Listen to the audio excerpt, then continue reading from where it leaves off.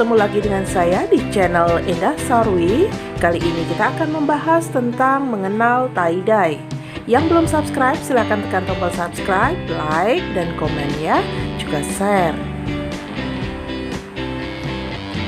Tie-dye bukan barang baru di dunia fashion.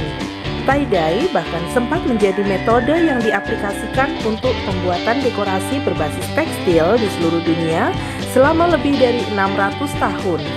Tidak ada literatur pasti yang mencatat awal mula munculnya teknik pewarnaan kain serupa tie-dye.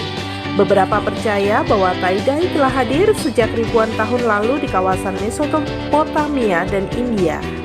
Beberapa juga mencatat teknik tie-dye mulai ditemukan di Peru, Amerika Selatan. Orang percaya bahwa teknik pencelupan memiliki akar yang kuat di negara-negara Afrika. Imigran Afrika membawa keterampilan teknik pewarnaan ini ke Amerika Serikat pada era 1700 hingga 1800-an. Di Jepang sendiri, tie-dye dikenal juga dengan istilah shibori. Teknik shibori bahkan disebut telah eksis sejak 552 sampai 794 Masehi. Sejarah tie-dye sangat beragam.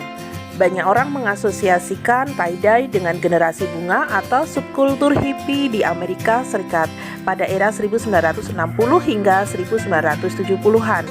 Kala itu, tie-dye menjadi simbol perlawanan bagi para hippies terhadap budaya arus utama yang berlaku saat itu, termasuk terhadap kapitalisme dan keseragaman yang tengah terjadi di tengah masyarakat saat penggunaan televisi mulai berkembang pesat. Tie-dye menjadi pernyataan counterculture pada era itu. Tie-dye pun kemudian populer di kalangan hippies. Kaum hippies yang anti kemapanan memuja tie-dye yang dianggap sebagai produk yang lebih alami dan independen. Tampil dengan mengenakan busana tie-dye di atas panggung. Tak lagi jadi simbol perlawanan, kini busana tie-dye malah melenggang di atas panggung peragaan busana dari deretan desainer ternama.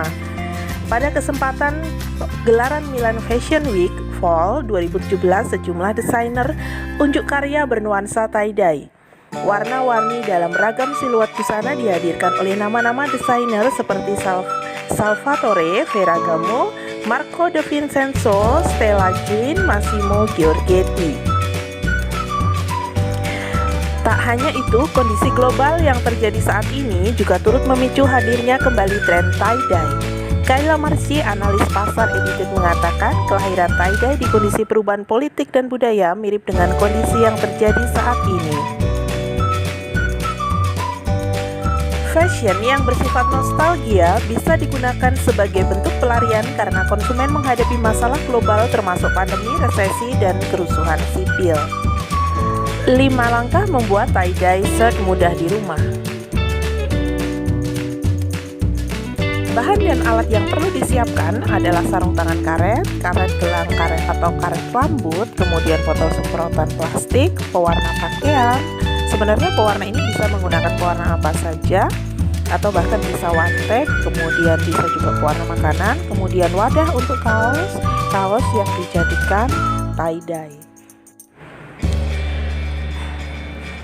Ada beberapa motif yang menjadi favorit. Yang pertama adalah klasik spiral. Cara membuatnya, yang pertama tarik pakaian dari bagian tengah atau bagian mana saja yang ingin dijadikan pusat spiral.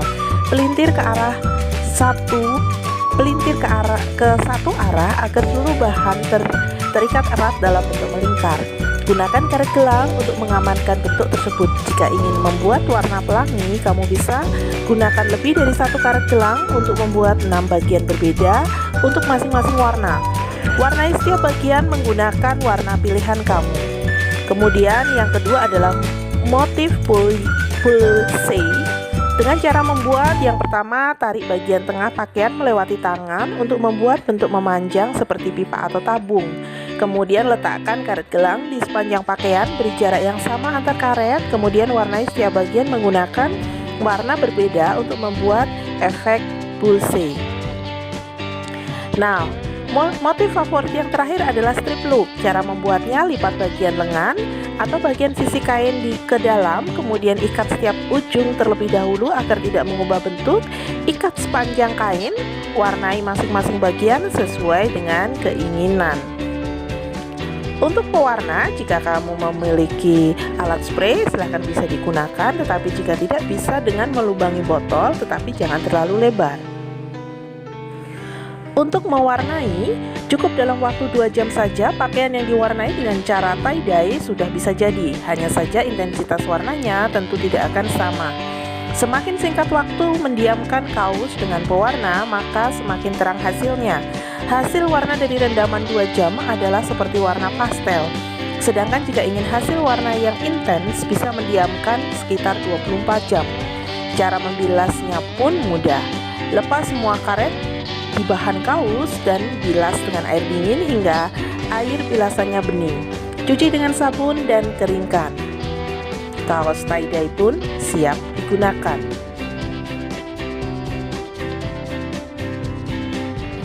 Selain kaos, kita juga bisa menggunakan tie-dye untuk memperbaharui celana, sweater, kemeja, dan beragam pakaian lainnya.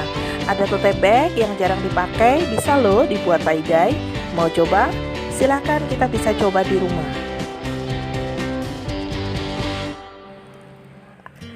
Tren tie-dye mendadak naik daun di tengah pandemi COVID-19. Namun sesungguhnya tie-dye bukan barang baru dalam dunia fashion. Tie-dye telah melanglang buana sejak lama. Pada dasarnya, tie-dye merupakan teknik pewarnaan kain dengan metode celup. Pada tie-dye, kain diwarnai dengan mengikat beberapa bagian tertentu sebelum dicelup atau diwarnai hingga memberikan efek-efek tertentu. Hasil pewarnaan dengan teknik ini akan menghasilkan pola geometris, abstrak, atau bahkan kombinasi keduanya. Di Indonesia, tie-dye juga dikenal dengan istilah jumputan. Beberapa bahkan mengkombinasikan teknik jumputan dengan batik.